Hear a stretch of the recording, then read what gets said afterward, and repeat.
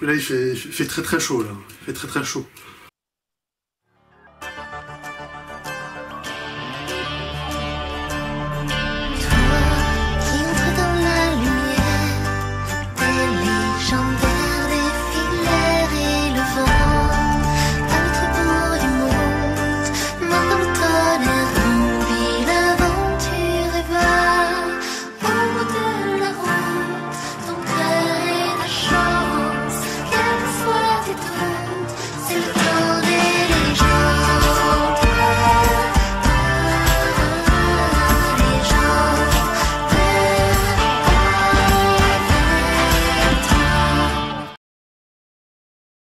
Bonjour à tous et à toutes, j'espère que vous allez bien, et aujourd'hui on se retrouve pour, non pas pour une critique, mais bien pour parler de cinéma, et pour parler d'un film français, ce qui arrive très rarement sur la chaîne, et pour parler d'un film français d'animation, futur, qui n'est pas encore sorti, mais qui va sortir en début 2026, donc à l'année prochaine, et ce film c'est Les Légendaires, le film. Et après, pourquoi est-ce que j'en parle de ce film? Pourquoi est-ce que ça m'intéresse? Bah tout simplement parce que... Je suis fan. Voilà, je suis fan des Légendaires, puisque à la base c'est une bande dessinée, voilà, et j'en suis totalement fan, j'ai tous les tomes, je lis ça depuis que je suis au collège, depuis que j'ai 11 ans, donc forcément quand on annonce une adaptation au cinéma, en film d'animation, d'une de mes séries littéraires préférées, bah évidemment ça m'intéresse. Alors, pour ceux qui connaissent pas la bande dessinée, Les Légendaires, de quoi ça parle? Danaël le chevalier, Jadina la princesse magique, Griffe l'homme bête, Chimie l'elfe élémentaire et Razia le colosse, 5 justiciers font la fierté du monde d'Alysia, mais lors de leur ultime combat les opposant à Darkel le sorcier noir, une épouvantable malédiction s'abat sur le monde, tous ses habitants et eux compris, ils retrouvent tous leur apparence d'enfants. Aujourd'hui rejetés par les leurs, les 5 légendaires veulent briser le sortilège. C'est le résumé derrière les livres, voilà. Donc on est dans un monde de fantasy où après une catastrophe causée par une pierre divine appelée la pierre de Jovenia, tous les habitants sont réduits au stade d'enfants, et 2 ans après cette catastrophe, les légendaires qui sont tombés en disgrâce vont se rassembler encore une fois pour essayer de trouver un moyen de résoudre ce qu'ils appellent l'accident Jovenia pour redonner à la Terre entière leur apparence normale. Donc du coup ça c'est ce qui se passe pendant le prologue, et donc du coup le tome 1 commence 2 ans après la catastrophe, et toute la série va suivre leurs aventures pour essayer de trouver une solution à ce problème. Voilà, donc c'est génial, hein, t'as de l'aventure, t'as de l'action, t'as des thèmes forts qui sont abordés, t'as de l'amour, t'as du drame, t'as des moments ultra épiques et tout, comme ça, Et là j'ai que 3 tomes sur 24, sans compter tous les spin-offs, les tomes origines et les séries dérivées, parce que oui, il y a plein de choses dérivées des légendaires. J'ai une série de 5 tomes qui s'appelle Les Légendaires Origines, où du coup bah, on va suivre les légendaires avant qu'ils se rencontrent et qu'ils deviennent le groupe de héros qu'on connaît, donc il y a 5 tomes, un par légendaire, et c'est super cool.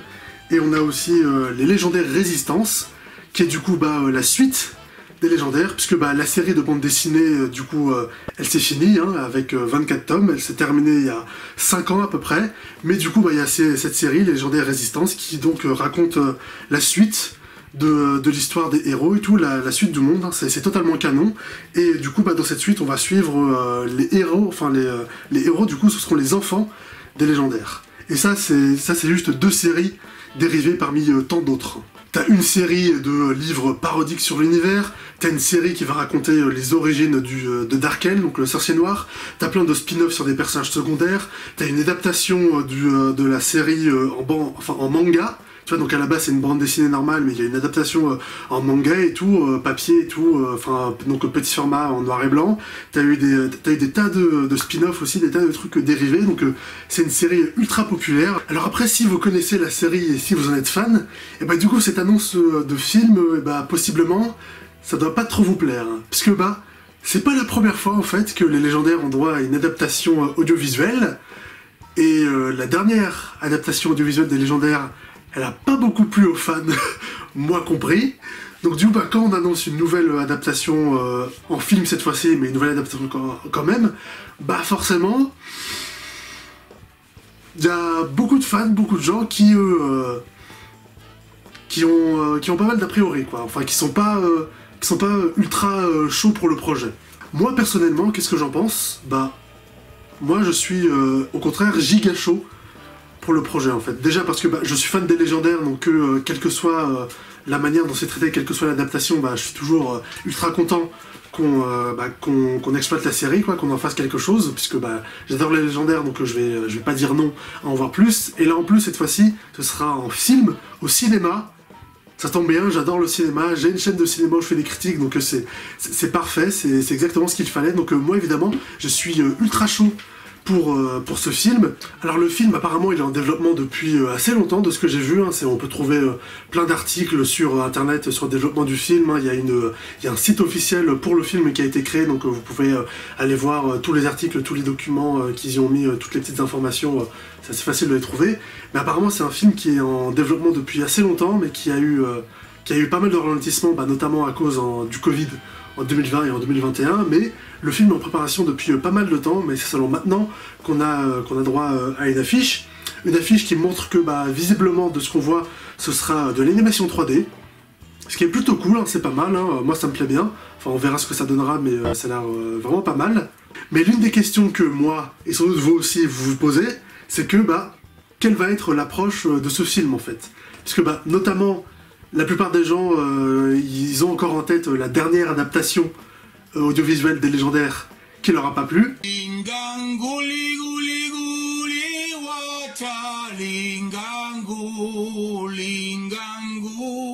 Donc forcément, quand on adapte une nouvelle, les gens se disent « Ah, bah donc du coup, qu'est-ce qu'ils vont faire en fait? Est-ce qu'ils du coup, ils vont adapter, ils vont reprendre l'histoire du coup de la série, des livres, ou est-ce qu'ils vont partir sur une nouvelle adaptation, sur un nouveau truc en fait? » Et bah, de ce que j'ai vu, c'est totalement la deuxième option en fait. Ils vont partir sur la deuxième option. Mais après, si vous regardez l'affiche en fait, et si vous connaissez bien la série des légendaires, rien que sur l'affiche, on peut déjà voir que ça va être assez original comme histoire et qu'ils vont pas mal s'éloigner des livres en fait. Puisque bah, ils nous montrent un décor sur l'affiche, un décor qu'on voit que à la fin de la série et dans les origines de Chibi. Donc du coup, bah, si on doit faire une adaptation des légendaires, ils vont clairement pas adapter le début, puisque bah, le décor qu'ils montrent, c'est un décor qu'on voit à la fin. Donc du coup, bah, déjà, rien que ça montre que va y avoir pas mal de libertés qui ont été prises en fait. Et de tous les articles que j'ai pu voir, et bah, Patrick Sobral, donc l'auteur des livres lui-même, évidemment il a pas mal supervisé et travaillé sur le film, il a lui-même développé et proposé l'idée de s'affranchir des livres et de proposer une nouvelle adaptation en fait. Donc du coup de reprendre l'univers, les personnages, les villes et tout, les pouvoirs, de reprendre tout ce qui fait les légendaires globalement, mais de pas suivre l'histoire qu'il y a dans les bandes dessinées et de proposer une nouvelle histoire, une nouvelle interprétation, une nouvelle vision des légendaires, donc une réadaptation. Et il y a peut-être des gens qui seront pas d'accord, vu que forcément quand on annonce, on fait un film adapté d'une série de livres que tu adores, forcément t'as envie de voir l'histoire que tu connais adaptée, mais c'est leur choix en fait. Voilà, c'est vrai que moi aussi, quelque part, je suis un petit peu déçu du coup de me dire on verra pas l'histoire que je connais depuis 15 ans maintenant que je l'ai lu, on verra pas cette histoire-là adaptée à l'écran, mais après ça restera quand même toujours l'univers et les personnages des légendaires, et le projet est en partie supervisé et développé par Patrick Sobral, donc c'est l'auteur des livres, les légendaires c'est son univers, c'est lui qui l'a créé, donc du coup s'il veut faire le film comme ça, s'il veut adapter son univers comme ça, c'est son choix en fait. Et de toute façon, même si ça suit pas l'histoire des livres, au final, le film qu'on va voir, ce serait des réadaptations, mais qui auraient été en partie pensées par l'auteur lui-même en fait. Donc du coup, on garde quand même, ça va quand même garder la vision des légendaires, je pense. Et pour le coup, au départ, je suis un petit peu déçu d'un côté, mais après d'un autre côté, je me dis, ça va quoi, ça restera les légendaires. C'est quand même développé par l'auteur original des livres, donc je suppose qu'au moins on va garder l'essence des légendaires. Et puis de toute façon, j'irai quand même voir le film, donc après franchement ça me dérange pas tant que ça en fait. Au finalement c'est pas gravissime, c'est pas horrible. J'aurais aimé évidemment que l'histoire des livres soit reprise, Mais bon, on va pas gueuler non plus, quoi. Et de toute façon, j'irai voir le film parce que je suis fan, donc voilà, quoi. Y a pas non plus besoin d'en faire tout un pataquès. Après, j'ai dit qu'ils allaient faire une réadaptation, du coup, de l'histoire des livres, et que ils allaient reprendre l'univers, mais que ça allait pas suivre la série. Il y aura pas seulement une réadaptation de l'histoire, il y aura aussi une réadaptation de tout, en fait. Il y a 3 ans, 2022, il y a du coup la société d'animation qui a diffusé quelques concept arts et quelques tests d'animation, notamment pour Jadina. Donc rappelez-vous bien que c'est des tests, hein, sortis il y a 3 ans, donc forcément c'est pas du tout finalisé.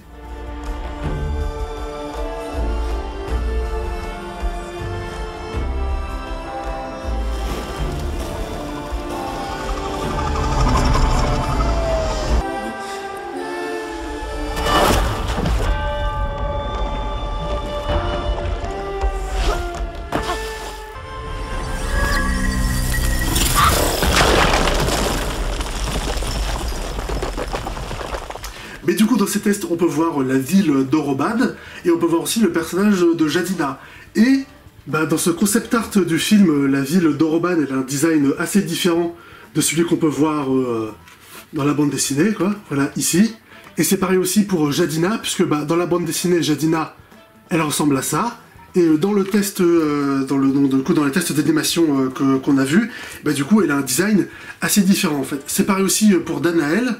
Voilà, donc c'est les 2 seuls personnages qu'on a vus, pour l'instant, que j'ai trouvé pour l'instant, et qui est du coup Danaël, lui aussi, du coup de ce qu'on peut voir sur cette animation, il a un design assez différent de ce qu'on peut voir dans la bande dessinée, parce que, attendez, dans la bande dessinée, il ressemble à ça, voilà. Et là, dans le test d'animation, dans le concept art d'animation qu'on voit, ils ont fait un redesign de Danaël en fait. Du coup, les personnages et aussi l'univers visuellement vont eux aussi être réadaptés dans ce film par rapport à la bande dessinée en fait. Et je pense que là aussi, il y a des gens il y a des fans des légendaires qui ont peut-être pas aimé. Moi, en tout cas, je suis genre, oui, pourquoi pas en fait. C'est tant qu'à faire. Autant proposer quelque chose de... s'il faut une réadaptation, oui, autant proposer quelque chose de vraiment différent par rapport au livre. Moi, ça me gêne pas du tout. Et encore une fois, franchement, je suis tellement content d'avoir une adaptation au cinéma des légendaires, un film d'animation, que quoi qu'il se passe, en fait, quoi qu'ils ont fait, moi, j'irai la voir, en fait. Même si c'est différent, franchement, je suis tellement fan de la série, j'irai la voir quoi qu'il arrive. Après, ce qui me rend personnellement assez hype pour ce film, c'est que ce film va être réalisé et scénarisé par Guillaume Ivernel et Antoine Chomsky. Et ces 2 personnes, je les connaissais en fait, parce que j'avais déjà vu leurs précédentes créations. Ces 2 personnes, du coup, Guillaume Ivernel et Antoine Chomsky, ce sont les créateurs du dessin animé Chasseur de Dragons.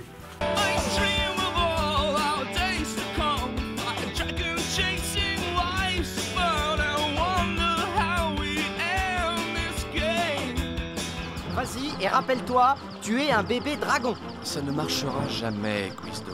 Taratata, pas de... Guillaume Ivernel, il n'était pas réalisateur sur le dessin animé, mais il était animateur en fait, du dessin animé en fait. Et je m'en souviens, c'est un dessin animé que je regardais il y a 20 ans en fait.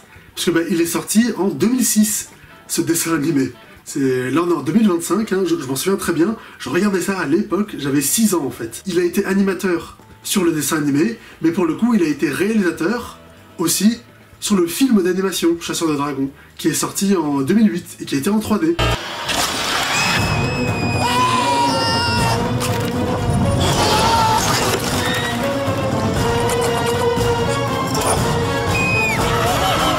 Bientôt, vous rencontrerez les nouveaux chasseurs de dragons.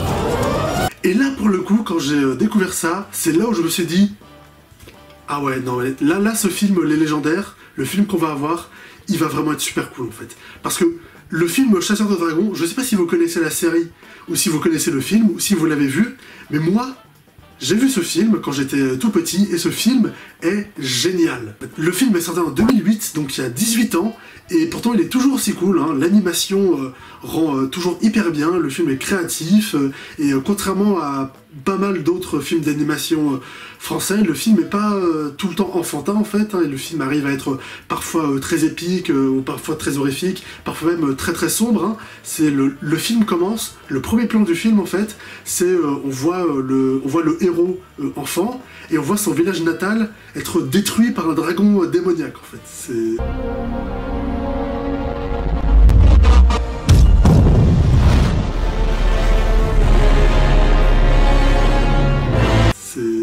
C'est le premier plan du film. Et moi je m'en souviens, ça m'avait déjà marqué à l'époque, et je m'en souviens encore aujourd'hui. T'as une scène dans le film où t'as un des héros qui se dispute avec l'autre et qui décide de partir de son côté, et il part sur les pierres volantes en fait, et quand il part, t'as une petite séquence avec une musique toute triste et tout en fait, et la séquence est super douce, mélancolique, c'est génial.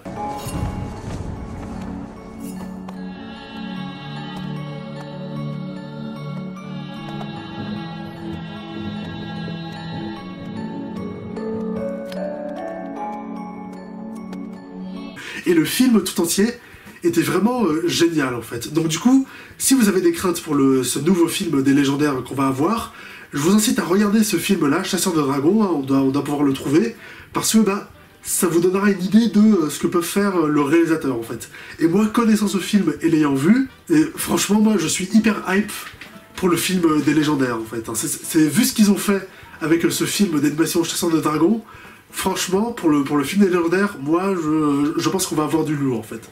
Je pense vraiment que ce sera un super film, et je suis ultra positif dessus. J'attends beaucoup, en fait. Et en fait, je pense que c'est déjà le film que j'attends le plus de 2026, en fait. Alors qu'on n'a même pas de teaser ou de bande-annonce, on a juste une affiche, mais vu les quelques concept arts qu'on a vus, et vu le réel et le scénariste qu'on va avoir, moi, franchement, je pense que ce film, ce sera du lourd.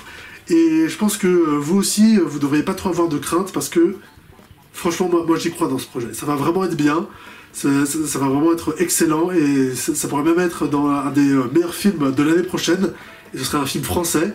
Donc moi je suis très excité par ce projet, très emballé, et j'ai hâte d'être l'année prochaine pour le voir et pour vous en parler en fait. Après, si je suis aussi ravi de cette adaptation au cinéma des légendaires, c'est parce que enfin, dans le cinéma français, hein, enfin, on fait quelque chose, on adapte quelque chose, un élément de la culture française qui soit contemporain en fait. Parce que, c'est que quand tu regardes le cinéma français et même les séries françaises, c'est vrai qu'on tourne toujours, depuis longtemps en fait, on tourne toujours un peu avec les mêmes trucs, quoi, avec les mêmes références, les mêmes livres qui sont adaptés, les Trois Mousquetaires, le Comte de Monte Cristo, après Les Misérables, Jacques le Croquant, ou Astérix et Obélix, tu vois, on tourne toujours avec les mêmes trucs, les mêmes références, les Bronzés, Coluche, tout ça, c'est les mêmes trucs depuis 60 ans. Donc là, je suis content qu'au moins, pour une fois, ils se mettent enfin à comprendre que la culture française, elle s'est pas arrêtée à Alexandre Dumas et à Astérix et Obélix. Hein, bon, après, les légendaires, c'est sorti en 2004, il y a 20 ans, mais c'est quand même déjà plus récent que tous les Astérix qu'on a eu, quoi, parce que on a encore eu une adaptation d'Astérix il y a 2 ans, et là il y en a encore eu une série Netflix en dessin animé qui a été fait, donc encore Astérix et Obélix, hein, c'est à croire qu'en France, à part Astérix et Obélix, on n'a aucune autre bande dessinée, hein, voilà, c'est une bande dessinée qui existe depuis 60 ans, et après qu'on ait fait Astérix, on n'a plus rien fait d'autre en France, en 60 ans, hein, apparemment, puisqu'on adapte que ça. Si, en fait, hein, c'est justement, c'est même tout le contraire, on s'est pas arrêté.